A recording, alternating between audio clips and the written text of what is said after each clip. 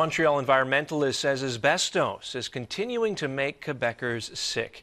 He's comprised a list of almost 300 public buildings in the province where asbestos can be found, including schools and hospitals, but says there are hundreds more the government isn't divulging. Tara Schwartz reports. Quebec has the largest asbestos mine in the world, and for decades it was widely used, insulating public buildings across the province. It's in our schools, in our hospitals, in our CEGEPs, in our universities. Asbestos has been classified as a carcinogen, even causing lung cancer. Environmental activist Daniel Green says it's time for the government to come clean, to provide a list of all public buildings containing asbestos, to provide an asbestos registry.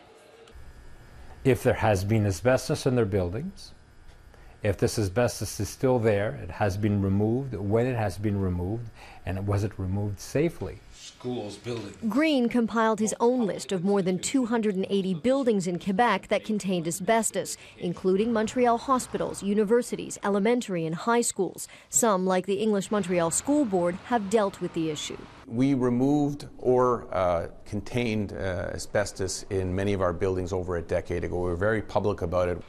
The EMSB says they either removed or encapsulated all asbestos in every affected school. It was no secret, and it's all documented. We have created an inventory of asbestos for every one of our buildings. Therefore, we know exactly which building, which room, how many rooms in each school, which exact location. Green compiled his list over 6 months by following the public tender process, meaning each time a building is renovated, the contractor has a right to know if asbestos is present. And while Green has almost 300 buildings on his file, he believes the government's list is much longer. The people have the right to know by the fact that they may be exposing themselves to a carcinogen. So it's a question of right to know. The Quebec government wouldn't comment on a registry today. Green's list will be made available to the public tomorrow morning. Tara Schwartz, CTV News.